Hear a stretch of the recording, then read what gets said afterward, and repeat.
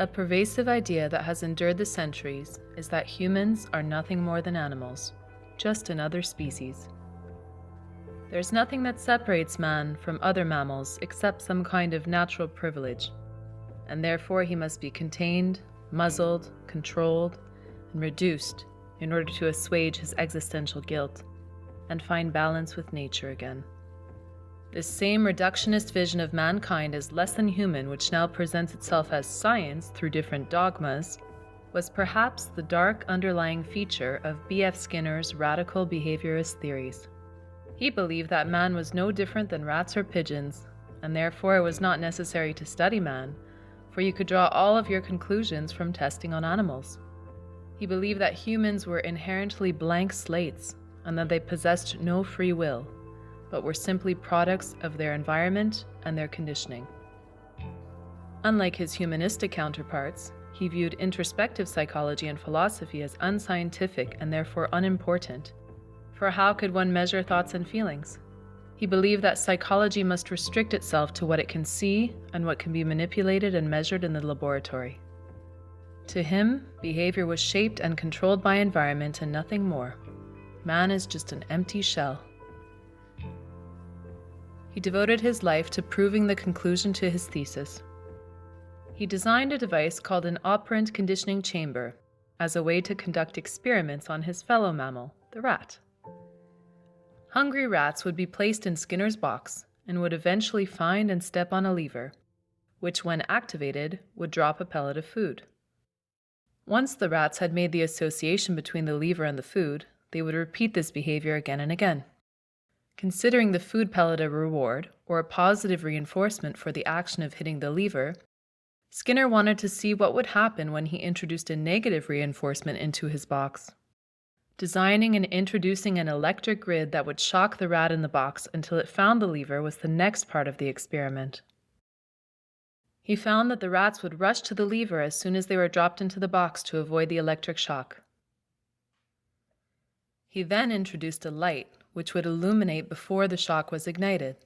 The rats were trained to scurry over to the lever and push it when they saw the light in order to avoid shock. He then experimented with different schedules of reinforcement to see how the rats would react. He was looking for the most effective means of modifying their behavior. From this experiment, he extrapolated different theoretical means for shaping human behavior. He's generalized from the results of these very careful laboratory studies to a wide variety of practical human situations. His research led him to develop the teaching machine and programmed learning.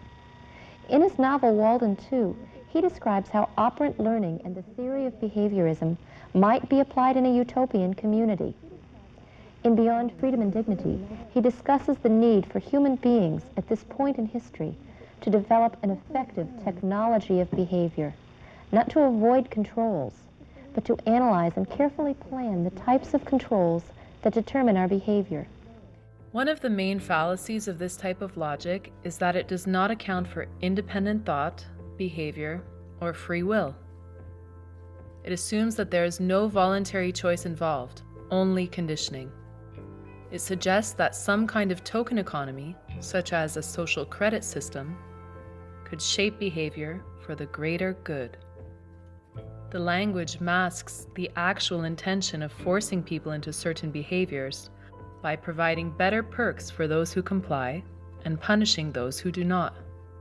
According to Skinner, you can only train human animals to do something or not to do something. All behavior comes down to this. Emotions, feelings, sense of morality, and independent thought are not measurable by what he would call objective science, therefore do not exist. Individuality does not exist. Free choice does not exist. Nowadays, we have a new catchphrase for this type of thinking. The science is settled. Skinner went on to experiment on pigeons and then on his own daughter. Skinner denied experimenting on his daughter in interviews, while simultaneously describing how he experimented with operant conditioning techniques on his daughter. Did you use some principles of behavior analysis to raise your children? What was the outcome?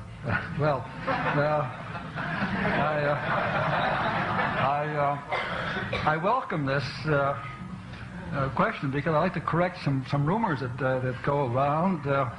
I wish to say that's the daughter which is not here. I can't put her on display, but she is not suing me. We have a very good relationship, as a matter of fact. As to using behavior modification, it's very curious. I look back on it now. I never did use any kind of contrived reinforcing contingencies on my children. And we discovered that if we gave a hungry pigeon food at just the right time, we could get the pigeon to do almost anything. And very shortly after that, I tried it on my daughter, who was then 9 months old. I was holding her in my lap one day. It was growing dark in the room. I reached over and turned on the light. Well, she smiled. And I thought, well, that's a reinforcer. I'll see if I can't use that to shape a bit of her behavior, just as I'd done with the pigeons, actually. This kind of denial can be seen in all those who wish to shape humans, and by extension, societies, in ways that they see fit.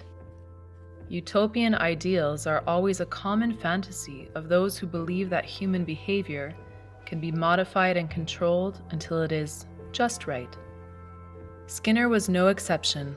His book Walden II, published in 1948, describes a post-World War II utopian society where free will does not exist, the nuclear family is abolished, and children are raised by the community, or state, and society is constructed and planned centrally with collectivist ideals.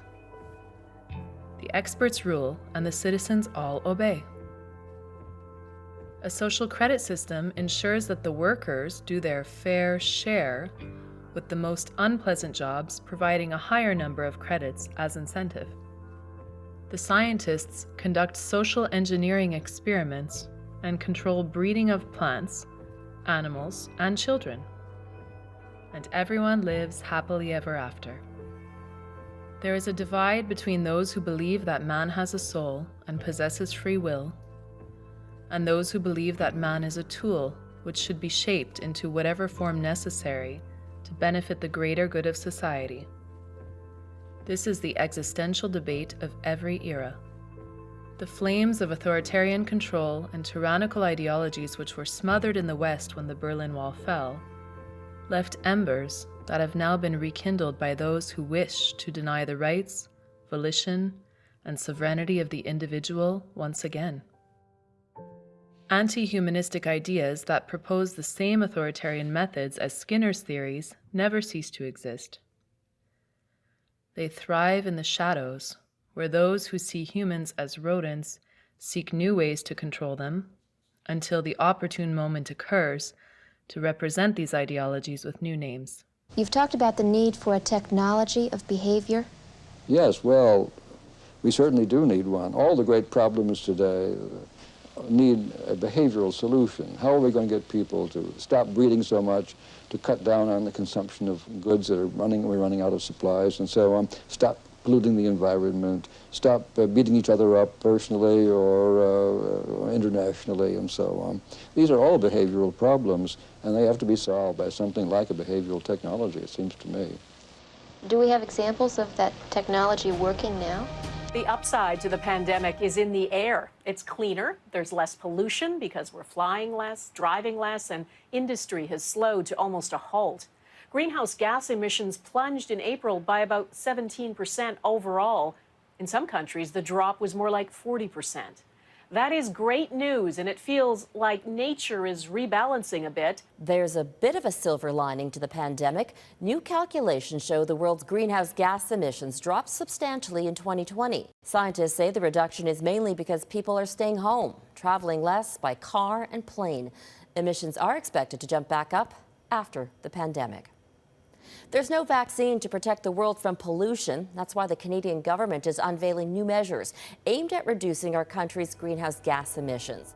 They now wish to lock us down, contain us, reshape us, and reset us, while they are left in charge of redesigning our world in their image without interruption. Like cattle, they want to muzzle, brand, and neuter us. They have created a Skinner's box for us, which they intend to keep us trapped in while they conduct their endless experiments. From Claire. What's Lockdowns are the ultimate operant conditioning chamber. political will to push drastic change can be hard to come by in normal times, but this is anything but. The pandemic has seen millions heed the advice of experts to protect against an invisible threat. The Canadian public has listened. We've stayed home. We physically distance. We are listening to medical experts and their advice to keep us safe. Now we need to do the same thing when it comes to climate change. Since we are already in the box, they proclaim that the same lockdowns used to stop the spread of the virus can be used to flatten the curve on the so-called climate emergency. All of the ideas put forth for a green recovery by central planners involve utopian fantasies where socially engineered societies continue on this path of restricted behavior. Scientific advances will allow us, collectively, as humanity, to save our planet. Regarding a declaration of a climate emergency, Mr. Speaker, I think the first and most important point to make is that this is a declaration based on science. That's right. If you do not believe in science, I hope you believe in observed evidence. We're in the midst of a climate emergency. So consumption is a fundamental part of the economic system that we now live in. 70% of the American economy is based on consumption. Now, anybody knows that endless growth is the creed of cancer cells. And the global middle class has the greatest aggregate impact on the planet in terms of ecological drawdown and in terms of pollution, garbage and greenhouse gases. And so it becomes very evident that lowering our numbers is a really important way to lower the impact on the Earth system. Behind the crisis of a global pandemic, another danger is waiting in the wings: the climate emergency.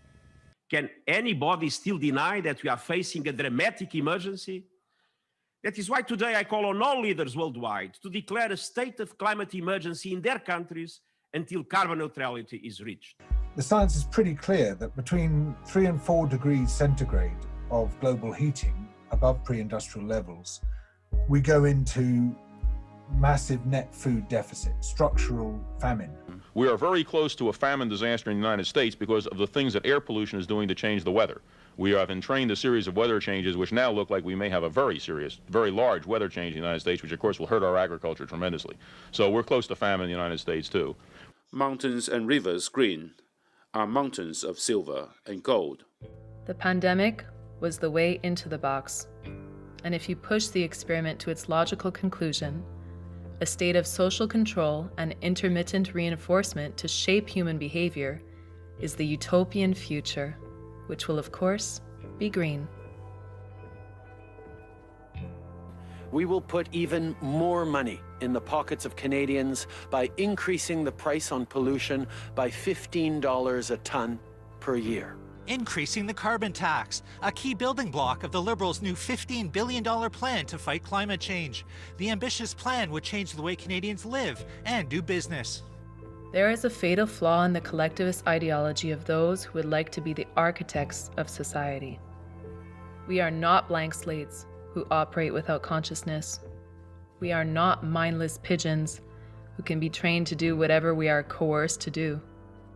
We are individuals who possess free will and will not be contained in their boxes forever.